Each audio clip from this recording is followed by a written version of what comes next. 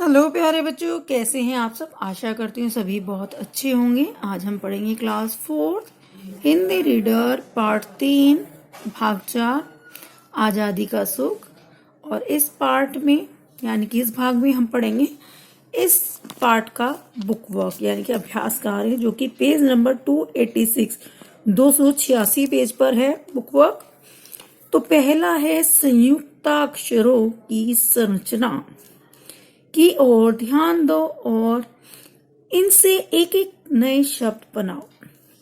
एक एक शब्द बनाने के लिए कहा है, लेकिन हमने एक से ज्यादा शब्दों का निर्माण किया है, बनाए हैं।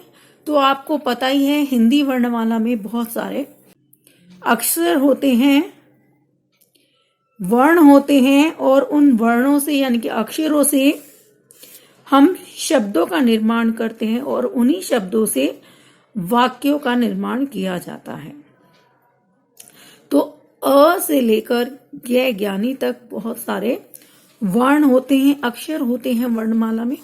तो कुछ वर्ण संयुक्त अक्षर कहलाते हैं, यानी कि कई अलग अलग वर्णों से मिलकर बने अक्षरों को संयुक्त अक्षर कहा जाता है। जैसा पहला शब्द है हमारा, पहले शब्द बनाने से पहले हम वर्ण पढ़ेंगे। कौन सा वर्ण है? तो ये अक्षय वर्ण है। क, श और ए, ये तीन अलग अलग वर्णों से मिलकर बना है अक्षय। और अक्षय से नए शब्द का निर्माण होता है क्षत्रिय। तो जो हमें जिस शब्द को बनाना है उसका पहला जो वर्ण है वो अक्षय है, और इस अक्षय को हमने शब्द की शुरुआत में और शब्द के अंत में या मध्य में कहीं भी प्रयोग कर सकते हैं। तो पहला शब्द बना क्षत्रिय और दूसरा शब्द बना कक्षा, कक्षा क्लास। दूसरा वर्ण है त्रय। त्रय बनता है त, रे और ए शब्द। त, रे और ए जो वर्ण है यानी कि अक्षर है, उनके मेल से त्रय बनता है, और त्रय से बनना है त्रिशूल और पत्र। उसके बाद ज्ञ,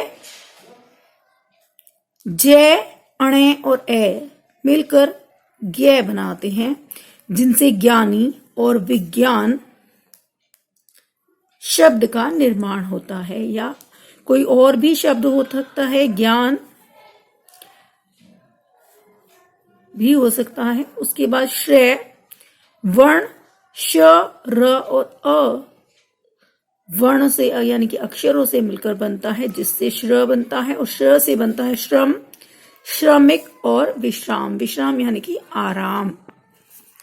तो ये कुछ वर्ण थे जिनसे हमने नए शब्द बनाए हैं। दूसरा है वचन बदलकर लिखो।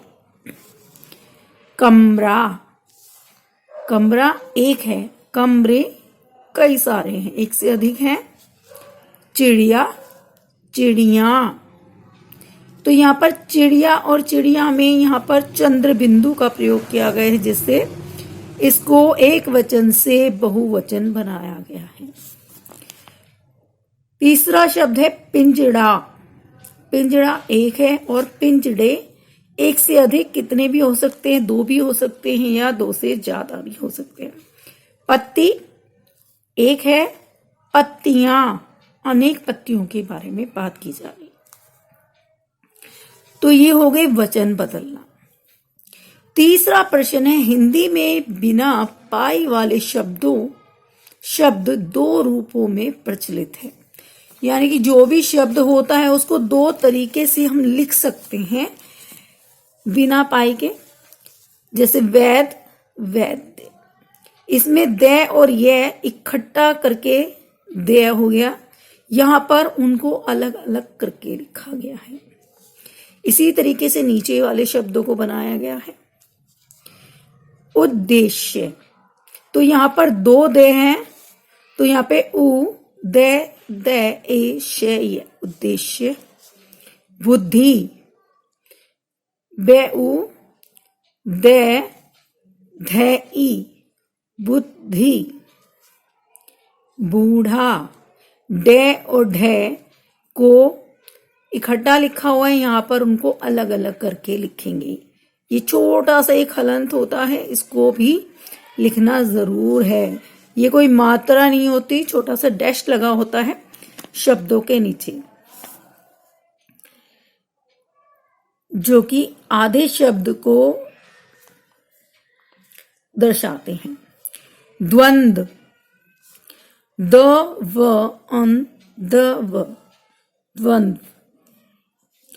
उद्यान, उ दे ये आन, उद्यान।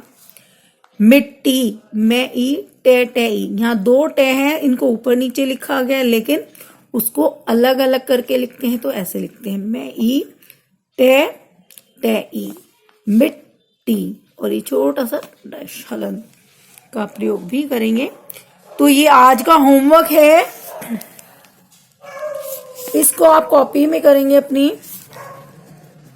और याद भी करेंगे। ये तीनों ही जो प्रश्न कराए गए हैं इनको कर लीजिए, क्योंकि बहुत सारे बच्चे, या कह सकते हैं कुछ बच्चे ऐसे भी हैं जिन्होंने अभी तक हो सकता है बुक ना ली हो। तो कृपया करके सभी काम को, जो भी काम कराया जाता है, अपनी कॉपियों में जरूर करें और उसको याद जरूर कर लें। अभी के लिए इतना ही। इस काम को अपनी कॉपी में अच्छे से करिए, तीनों प्रश्नों को, और याद करिएगा। बाय बच्चों।